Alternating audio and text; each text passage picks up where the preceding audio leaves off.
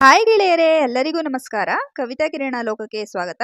ಧನುರ್ಮಾಸದ ಪೂಜೆಯ ಬಗ್ಗೆ ಹಲವಾರು ವಿಷಯಗಳನ್ನ ನಾನು ಇಂದಿನ ವಿಡಿಯೋಗಳಲ್ಲೇ ತಿಳಿಸ್ಕೊಡ್ತಾ ಬರ್ತಿದ್ದೀನಿ. ಎಷ್ಟು ತಿಳಿಸ್ಕೊಟ್ರು ಕೂಡ ಇನ್ನೂ ಹಲವಾರು ವಿಚಾರಗಳನ್ನ ನಾವು ತಿಳಿಸ್ಕೊಡೋದಕ್ಕೆ ಇದೆ. ಆದ್ರಿಂದ ನಾನು ಪ್ರತಿಯೊಂದು ಮಾಹಿತಿನ ನಾನು ಸಂಕ್ಷಿಪ್ತವಾಗಿ ನಾನು ತಿಳಿಸ್ಕೊಡೋದಕ್ಕೆ ಇಷ್ಟಪಡ್ತೀನಿ. ಧನುರ್ಮಾಸದ ಪೂಜೆಯನ್ನ ನಾವು ಯಾವ ಸಮಯದಲ್ಲಿ ಮಾಡಬೇಕು, ಹಾಗೇನೆ ಯಾರೆಲ್ಲ ಈ ಪೂಜೆಯನ್ನ ಮಾಡಬೇಕು, ಗರ್ಭಿಣಿಯರು ಈ ಪೂಜೆಯನ್ನ ಮಾಡಬಹುದಾ, ಯಾವ ಸಮಯದಲ್ಲಿ ಮಾಡಬೇಕು, ಹಾಗೇನೆ ಅರಳಿ ಕಟ್ಟೆಗೆ ದಾರವನ್ನ ಏಕೆ ಸುತ್ತಬೇಕು, ಇದರ ಉದ್ದೇಶವೇನು, ಜೊತೆಗೆ ಅರಳಿ ಮರಕ್ಕೆ ನಾವು ಎಷ್ಟು ಸುತ್ತು ದಾರವನ್ನ ಸುತ್ತಬೇಕು, ಧನುರ್ಮಾಸದ ಈ ಪೂಜೆಗೆ ಪ್ರತಿನಿತ್ಯದ ಸ್ನಾನಕ್ಕೆ ನಾವು ತಣ್ಣೀರು ಅಥವಾ ಬಿಸಿ ನೀರನ್ನ ನಾವು ಬಳಸಬಹುದಾ, ಜೊತೆಗೆ ಧನುರ್ಮಾಸದ ವ್ರತಕ್ಕೆ ನಾವು ಆಹಾರ ಪದ್ಧತಿ ಯಾವ ರೀತಿ ಇರಬೇಕು ಅನ್ನೋ ಸಂಕ್ಷಿಪ್ತ ಮಾಹಿತಿನ ನಾನು ನಿಮ್ಗೆ ಇವತ್ತು ತಿಳಿಸ್ಕೊಡ್ತೀನಿ.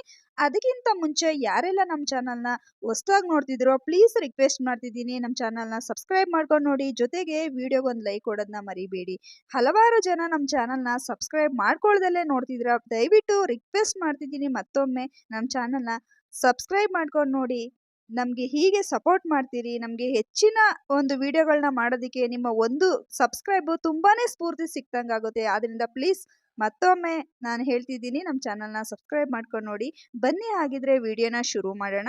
ಈ ಧನುರ್ಮಾಸವನ್ನ ಮದುವೆ ಆಗದೇ ಇದ್ದವರು, ಮದುವೆ ಆಗಿದವರು, ಮಹಿಳೆಯರು, ಹಾಗೆಯೇ ಪುರುಷರು, ಮಕ್ಕಳು ಕೂಡ ಈ ಪೂಜೆಯನ್ನ ಮಾಡಬಹುದು.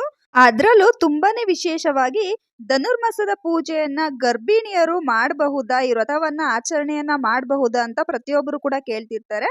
ಈ ಧನುರ್ಮಾಸದ ಪೂಜೆಯನ್ನ ಗರ್ಭಿಣಿಯರು ಮಾಡೋದು ಬೇಡ, ನಿಷೇಧ ಅಂತ ಹೇಳಲಾಗುತ್ತೆ. ಯಾಕಂತಂದ್ರೆ ಧನುರ್ಮಾಸ ಸಮಯದಲ್ಲಿ ತುಂಬಾನೇ ಚಳಿ ಇರುತ್ತೆ. ಅಂದ್ರೆ 3 ಗಂಟೆಯಿಂದ 6 ಗಂಟೆ ಒಳಗಡೆನೆ ಪೂಜೆಯನ್ನ ಮಾಡ್ಕೋಬೇಕಾದ್ರಿಂದ ನೀವು ಆದಷ್ಟು ಬೇಗನೆ ಹೇಳ್ಬೇಕಾಗುತ್ತೆ. ಧನುರ್ಮಾಸದ ಪೂಜೆ ಅಂದ್ರೇನೆ ಮಡಿ ಮೈಲ್ಗೆ ಅಂತ ಹೇಳ್ತಾರೆ. ಪ್ರತಿನಿತ್ಯವೂ ಕೂಡ ತಲೆಗೆ ಸ್ನಾನ ಮಾಡಬೇಕು.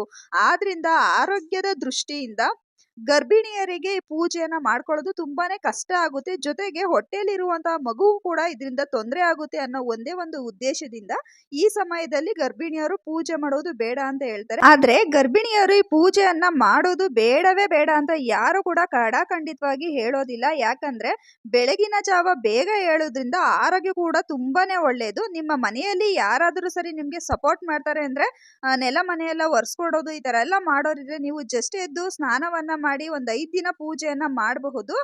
ಪೂಜೆ ಎಲ್ಲ ಮುಗಿಸಿ ನೀವು ಒಂದು 5 ಗಂಟೆಯಿಂದ 6 ಗಂಟೆ ಒಳಗಡೆ ನೀವು ಪೂಜೆಯನ್ನ ಮಾಡ್ಕೊಂಡ್ರೆ ತುಂಬಾನೇ ಒಳ್ಳೆಯದು. ಆದಷ್ಟು ನೀವು ತುಂಬಾನೇ ಬೇಗ ಹೇಳೋದಕ್ಕೂ ಹೋಗ್ಬೇಡಿ. ಅಂದ್ರೆ 3 ಗಂಟೆಗೆ ಎದ್ದೇಳೋದು, ಮನೆ ಕೆಲಸ ಎಲ್ಲ ನೀವು ಒಬ್ರೇ ಮಾಡಿ ರಿಸ್ಕ್ ತಗೊಂಡು ಮಾಡೋವಂಥದ್ದು ಬೇಡ.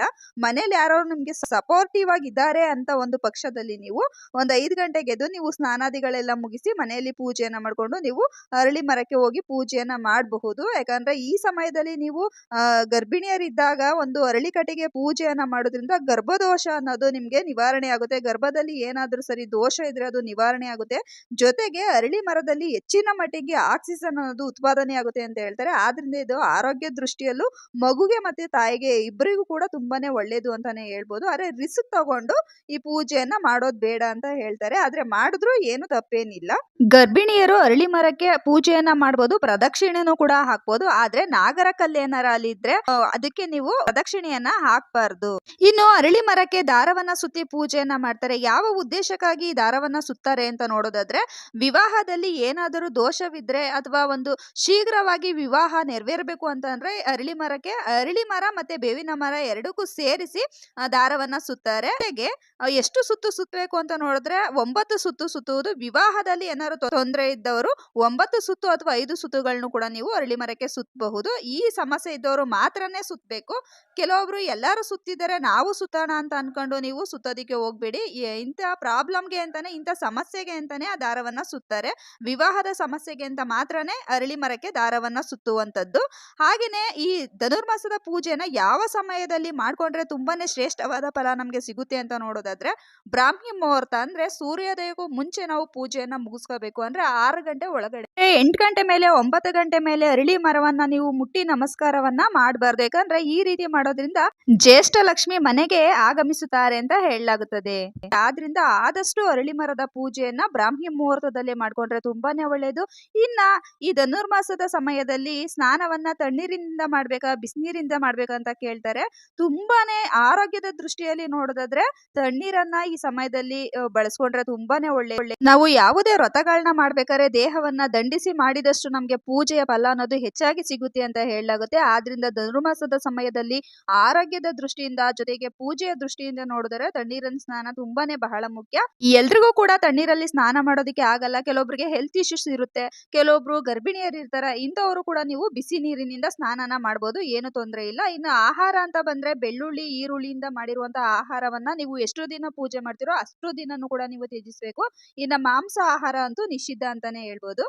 ನೋಡಿದ್ರಲ್ವಾ ಸ್ನೇಹಿತರೆ, ಧನುರ್ಮಾಸದ ಪೂಜೆ ಬಗ್ಗೆ ನನಗೆ ಎಷ್ಟು ಗೊತ್ತಿದೆಯೋ ಅಷ್ಟು ಚಿಕ್ಕ ಮಾಹಿತಿಯನ್ನ ನಾನು ನಿಮ್ಗೆ ತಿಳಿಸಿದ್ದೀನಿ.